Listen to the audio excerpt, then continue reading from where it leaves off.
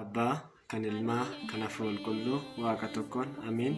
Jaalatamtoota maatii waaqayyoon kan jaalattan waaqayyoon caalchisa keessan jaalata akkamiin sa'aatii kana geessanii akkamiin yeroo kana geessanii waaqayyoon gooftaa keenya Yesuus Kiristoos akka baay'ina cubbuu keenya akka baay'ina miilla keenya osoo laallee sa'aatii kana yeroo kan nu ga'e maqaa isaa kan galatamuu fi kan ulfaatan haa ta'u maqaa isaa waamanii biraa hin haftuuti gargaarsa isheetiin kan adda duraan baane haadha qulqulloota kan taate maqaa yaaqin qulqulleettii dubra maaramee isaan kabajamee kan ulfaatan haa ta'u qulqulloota toloota akkuma waaqayyo isaan eebbisitti akkuma waaqayyo kennaa isaaniif kennetti maqaa isaanii hundi isaaniitiyyuu kan kabajamee fi kan ulfaatan haa ta'u. Kanatti aansuudhaan warri yuutuubii kanatti miseensa hin taane warri amma dhuftan sabiskiraayib godhaa maatii keenyatti dabalamaa ani Faarfataa Dammallaashin jedhama isiniin jedha. Gara fuulduraatti bal'inaan wantoota baay'ee qabannee isiniif dhiyaanna waan ta'eef kanaafuu sabiskiraayib godhaa warri keessa jirtan immoo koomentii laayik sheer gochuu hin irraanfatinaa isiniin jedha warri as jala jirtan. Hundumti keessanii jechuudha. Har'aaf kanatti aansee kana isinii qabadhee fuuldura keessanitti dhiyaadhee walaloo tokkodha. Warri walaloo kanas barreeffaman barbaadan yoo jiraate harmee tawaahidoo kan jedhu chaanaalii sarchi godhaatoo ni argattu yookaan immoo peejii kootirratti maqaa kootiin sarchi hojjetan ni argattu barreeffama jechuudha. Kutaa 44ffaa walaloo.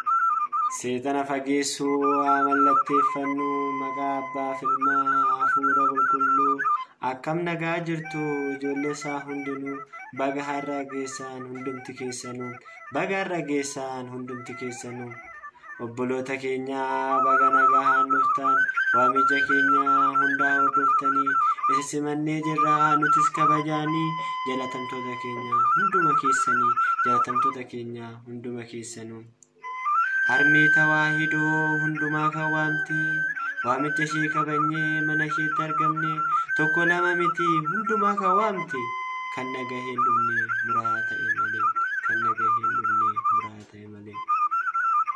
Sabab bifaan hin qoonne hundumaaf iyyite beeka qofa hin jenne hundumaaf lallabde ana ajaa'ibeera waamichi mana kee kan nagaheen dhumne keessi koo nagadde kan nagaheen dhumneef keessi koo nagadde. Macaafa koodatti akkuma nuuf barraa'e kaawwaman hundumaa kan dhufan xiqqoo jedhee ayyoo tawaahidoo hundumaa guuttatte nama mana ishee dhufne hundumaa eebbiste nama mana ishee dhufe hundumaa eebbiste. Filannee miti filatteen nu waamte ilmummaa keenya kabajaan nutti himte osoo sin jaalanne ati nu jaalatte waaqa jireenyaan walitti nu fidde waaqa jireenyaan walitti nu fidde. Cidha waamicha kee ofiin qopheessite kootta nyaadhaa jettee foon dhiya qopheessite karaa ishee dhugaa Kiristoos hin lallabde raayicha Ermiyaasii ragaa kan nuuf bahe raayicha Ermiyaasii kan ragaa nuuf bahe.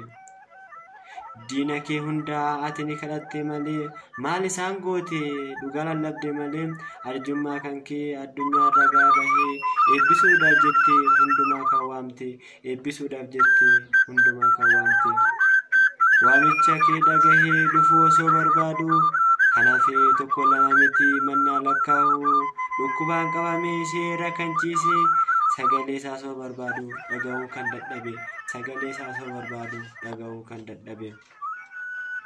Gaaddisa lateenya maaramiitti kan walitti dhufne eebbasee qooddachuu mana ishee kan dhufne galata waaqayyoo kan walitti nu qabde cubbuu keenya dhiisee kanarraan nu geesse cubbuu keenya dhiisee kanarraan nu geesse.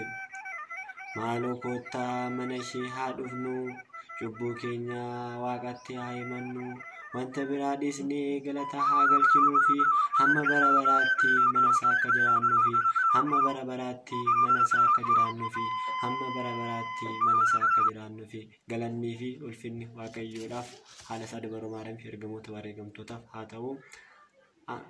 Ana gayyooti waggeessi maqaa isaan gatuun kolfaatuuf haa ta'u.